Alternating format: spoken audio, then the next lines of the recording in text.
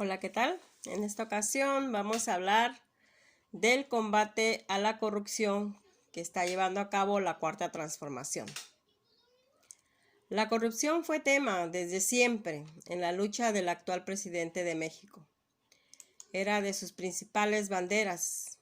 Si recuerdan, se burlaban de él cuando afirmaba que del dinero que se iba por el caño de la corrupción sería destinado a programas sociales.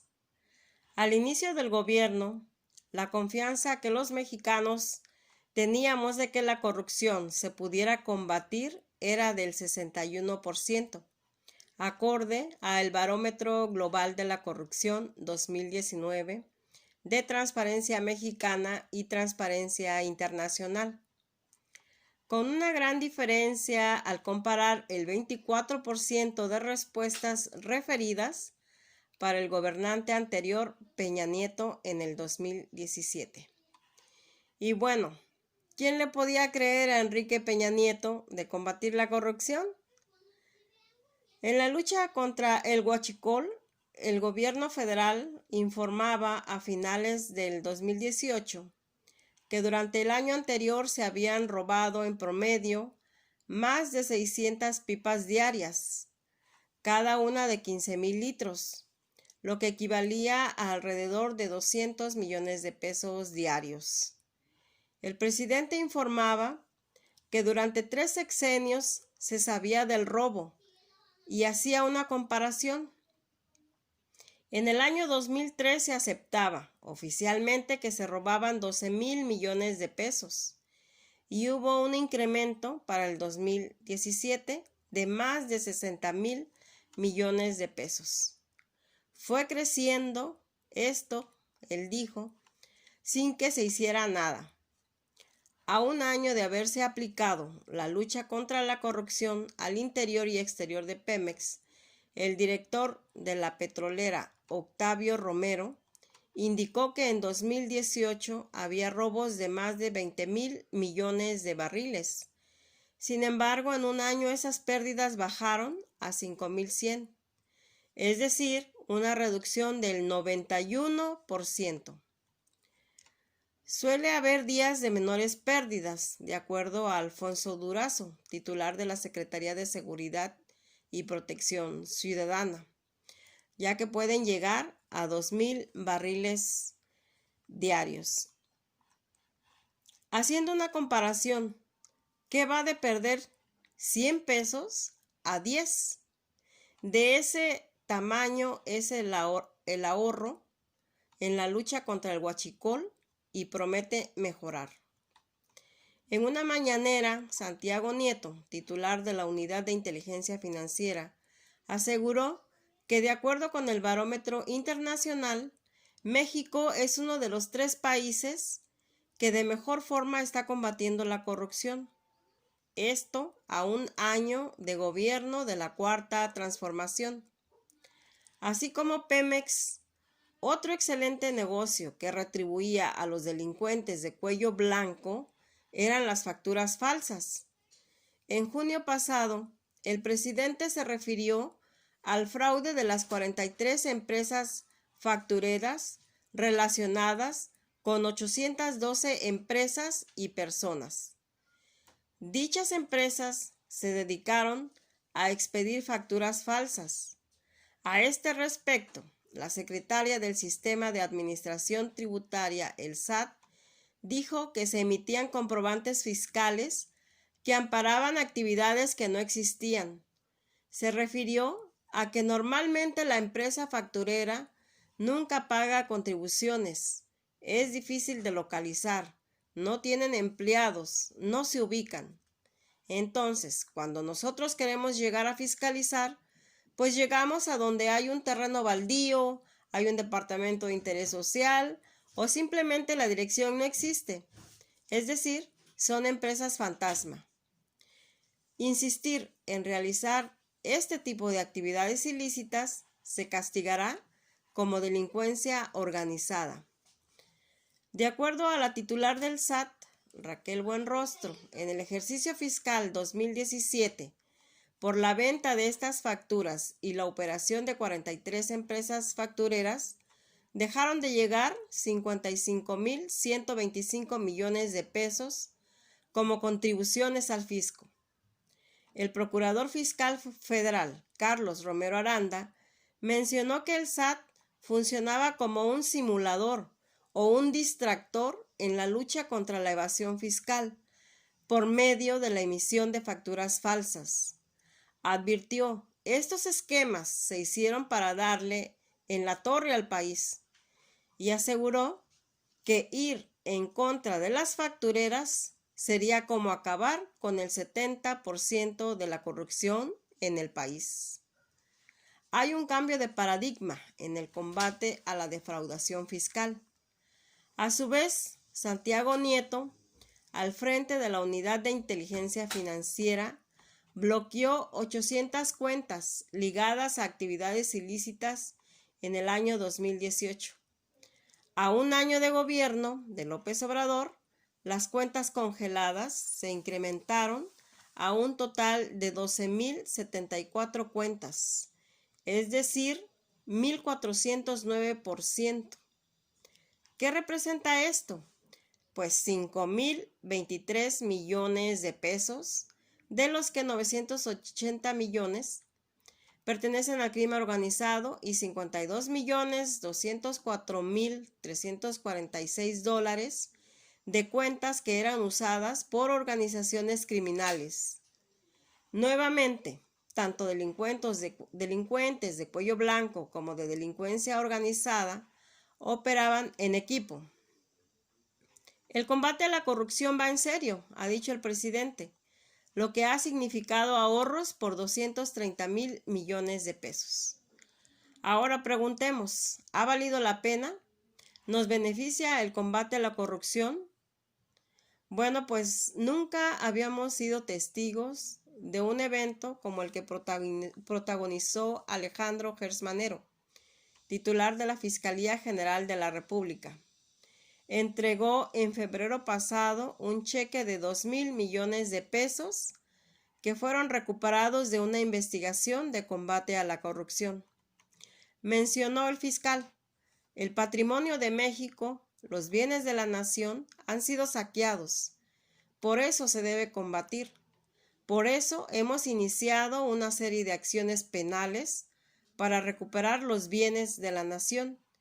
Y hoy podemos anunciar que estamos entregando un cheque de 2.000 millones de pesos al instituto para devolverle al pueblo lo robado, dijo el fiscal.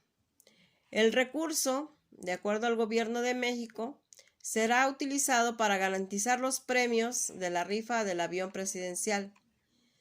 Y bueno, como ya es de todo sabido, el fiscal Gertz Manero tiene en sus manos en este momento el caso del exdirector de Pemex durante los años 2012-2016, Emilio Lozoya, quien enfrenta 2 juicios. En el primero se le acusa de realizar operaciones con recursos de procedencia ilícita, ejercicio indebido del servicio público y cohecho.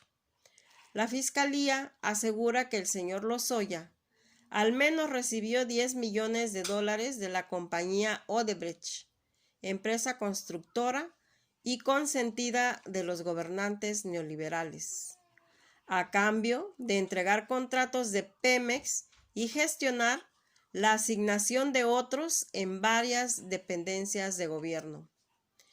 El dinero sirvió para sobornos que involucran a expresidentes, exlegisladores, exministros, empresarios, gobernadores actuales, para asegurar la aprobación de la reforma energética en el año 2013-2014. El segundo juicio es por la compra irregular de la empresa Agronitrogenados, dedicada a la producción de fertilizantes. De acuerdo a peritajes de Pemex, la empresa estaba considerada como chatarra. Aún así, Lozoya promovió su compra a un sobreprecio de 200 millones de dólares, de acuerdo con la Fiscalía. Lozoya señala a 3 expresidentes, 4 exsecretarios de Estado, 8 exsenadores, un presidente de la Cámara de Diputados, un presidente del Senado, un exgobernador y 3 gobernadores actuales, al menos 5 exfuncionarios, 4 empresarios e incluso una periodista y un medio de comunicación. Ya hemos escuchado sus nombres: Carlos Salinas de Gortari, Felipe Calderón Hinojosa, Enrique Peña Nieto, Luis Videgaray, José Antonio Mit Curibreña, Ernesto Cordero. Del Partido Acción Nacional, los que en ese momento fungían como diputados: Javier García Cabeza de Vaca, Francisco Domínguez Servién, Salvador Vega Casillas, Jorge Luis Lavalle Mauri y Roberto Gil Suart. El presidente en la Cámara de Diputados, incluido también Ricardo Anaya. Por el PRI aparece David Penchina Group y por el PRD lo hace Miguel Barbosa. Por órdenes del entonces presidente Enrique Peña Nieto y su secretario de Hacienda, el exdirector de Pemex entregó más de 400 millones de pesos a legisladores para que se aprobaran las reformas estructurales de los años 2013 y 2014, como la energética, la cual prometía, entre tantas maravillas, la baja del precio a la gasolina. Nunca se cumplió. Por el contrario, cada mes vivíamos los gasolinazos. Lozoya también usó 100 millones de pesos para pagar asesores extranjeros en la campaña de Enrique Peña Nieto en el 2012.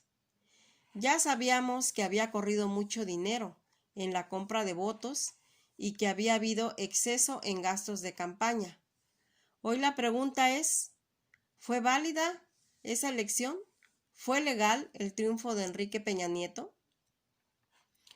Otro foco rojo donde se está trabajando son las aduanas, donde el tráfico de armas, subfacturación en operaciones de comercio exterior, contrabando, etc., cuestan al gobierno 200,000 millones de pesos al año. El presidente de la Confederación de Agentes Aduanales, Arturo Reyes, menciona que las operaciones de comercio exterior que gestionan los agentes aduanales son un motor de la economía nacional, al representar más de 65% del Producto Interno Bruto, lo que equivale a 31 operaciones por minuto entre importaciones y exportaciones, a través de las 49 aduanas. Lo anterior en presencia del responsable de la Unidad de Inteligencia Financiera, lo cual fue dicho en mayo del presente año.